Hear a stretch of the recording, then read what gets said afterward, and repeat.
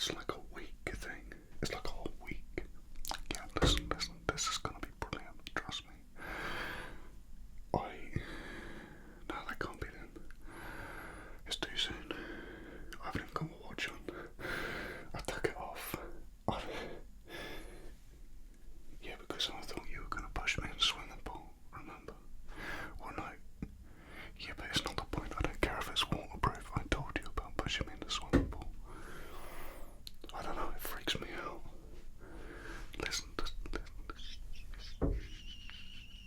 let me tell you about this party. This is crazy. Okay. Do you want me to take my sunglasses off? So listen.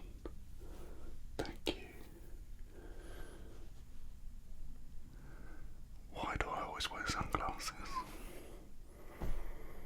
Why not? Okay, now that I've got your attention, there's this like castle, right? And it's up on this hill. Oh mate, honestly, it's like luxury, incredible.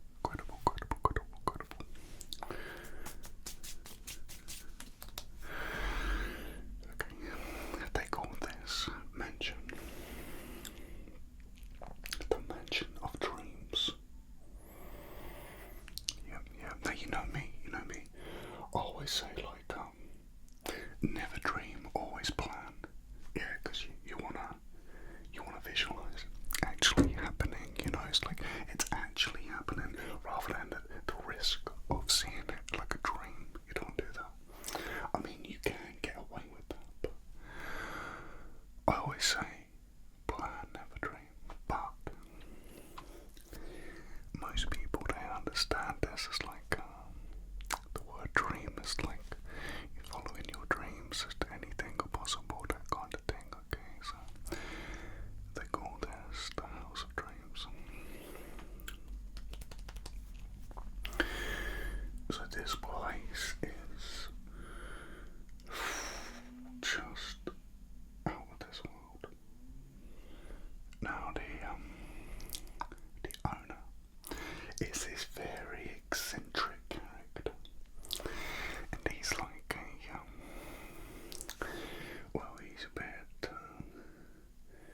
he's a bit out there, really nice guy, but yeah, it's difficult to know what he's thinking, and he's always coming out with these crazy ideas.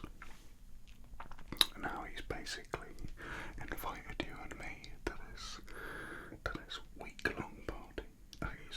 It's not like a full-on all week, but it's like a range of events for the week. And anyway, this guy, he said to me, do you want to go there first for a day and check it out? They said this to me. This was like the other day. So we're driving up there and you can kind of feel the magic. It's like tingly as you're going through these gates. It's like a tingly. It's like a tingly magic, right? And I'm like, oh, okay, this is some different stuff. This is not your average castle. I parked the car and I walk into the main lobby, and he says to me, do you have any particular dreams that you want to experience whilst you're here? And I said, well, like joking around, I was like, I've always wondered what it'd be like to fly. Okay. Now, he's like, it's one of the most common requests that we get here. He's like, no problem. And I'm like, okay, like this guy's gonna probably send me up in a plane or something, and I've got to jump out of. And I said, look, I'm not getting in a plane or anything. I said I'm scared of heights, but I like the idea of flying, but I'm not getting in a plane. And if I wanted to do that, I'd just go and do my own. I'd go and pay someone to jump out of a plane. It's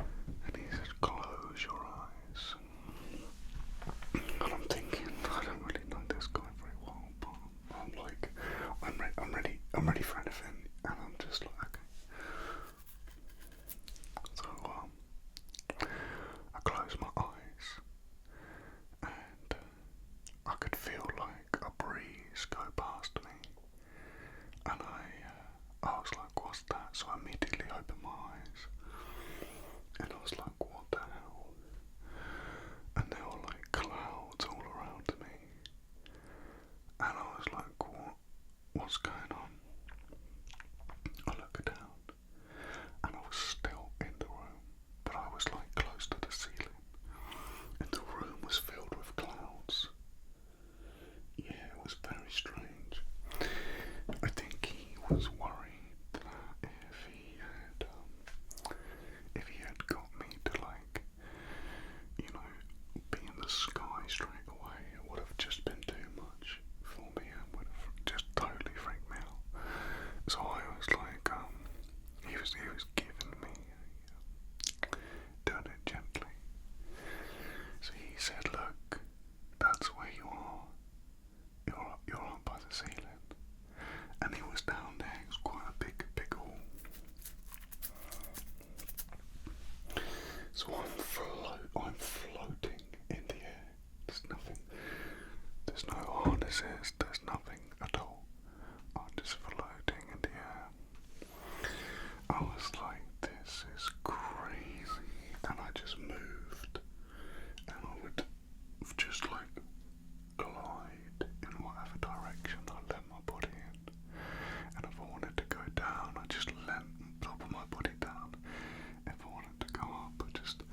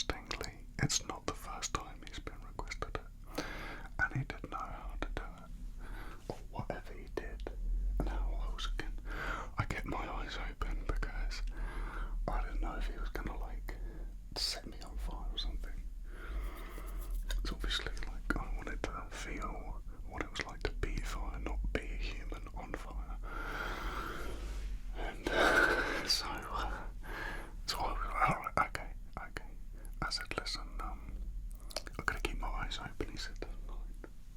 That's fine. So he, and this was crazy, he stood behind me, and I was a bit nervous, and he just said a load of like weird words I'd never heard before. And then I looked down, and gradually my fingers turned to flames, my hands, my arms, and down my whole body. And I wasn't human anymore. It didn't hurt. I was fire. And like, I couldn't walk, so I had to like slide myself across the floor.